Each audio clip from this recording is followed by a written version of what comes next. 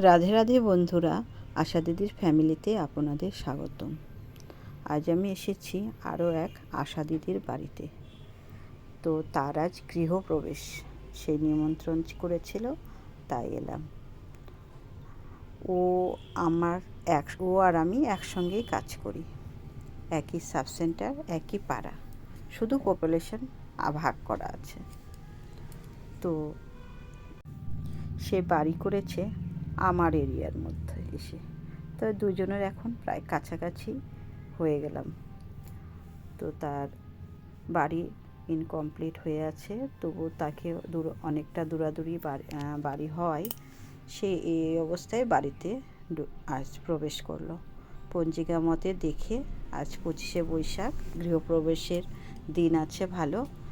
সে দেখে মোটামুটি থাকার মতো ভেতরে ব্যবস্থা করেই আজ গৃহপ্রবেশ করছে। সেই সুবাদে বাড়িতে লক্ষ্মীনারায়ণ পুজো, আত্মীয় স্বজনদের নিমন্ত্রণ করেছে, সবাই এসেছে। আর যদিও আমার আসার কথা ছিল অনেক আগেই, কিন্তু আজ আবার প্রচণ্ড গরম রৌদ্র পড়েছে, তো তার কারণে আমার আসতে একদম বিকেল হয়ে গেল। তো সেই বিকেলবেলায় এসে দেখি বাড়িতে অনেক আত্মীয় স্বজন প্রসাদ খাচ্ছে। তো আমিও তো একটু সেই সুবাদে একটু ভিডিও করে নিলাম। বাইরে এসে দেখছেন কত কলা গাছ, অনেকটা জায়গা জুড়ে কলা গাছ। তো নানান রকম সবজিও চাষ করেছে সে। এই সমস্ত ভিডিও করে ভেতরে প্রবেশ করলাম। এই যে দেখছেন প্রসাদ খাচ্ছে, এ আমার সম্পর্কের নাতনি হয়। তো সে আমি মোটা বলে আমার সঙ্গে নানান রকম ঠাট্টা করছে। এই যে এটা রান্নাঘরটা ইনকমপ্লিট হয়ে আছে। নিচে মেঝেতে শুধু টাইলস বসানো আছে। এটা বাথরুম, স্নানের ঘর আর টয়লেট দুটোই আছে একসঙ্গে। আর এই যে ঘরগুলো দেখছেন বেশ বড় বড় সিঁড়ি,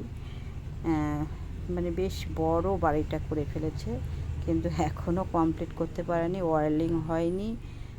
খুব, যেহেতু বৈশাখ মাস, ভালো দিন দেখে সে খুব তাড়াতাড়ি বাড়িতে প্রবেশ করলো। এই বাড়ি এখনও কমপ্লিট করতে তার অনেকটাই টাইম লাগবে। তো একটা ঘর কোনোভাবে কমপ্লিট করে সে ঢুকেই পড়লো। এটা ছাদের উপরে এসেছি, ছাদ থেকে তার এই যে দেখছেন কলা বাগান, এবং আত্মীয় স্বজনরা এসেছে, তারা এতটাই গরম, তো বলছে ছাদে এসে প্রসাদ খাবে, তার জন্য আর উপরেই ব্যবস্থা করছে প্রসাদের। আর এই যে বাচ্চাটা, আমার ভীষণ ভয় লাগছে যে সিঁড়ি দিয়ে এই যে নামছে, আর সঙ্গে সঙ্গে বললাম বাচ্চাটার মাকে, বললাম তুমি বাচ্চাটাকে ধরো, সিঁড়ি রেলিং নেই, এভাবে নামে যাচ্ছে। এই যে আমার কলিগ উমা বর্মন, ওর বাড়িতেই গৃহপ্রবেশ, তাই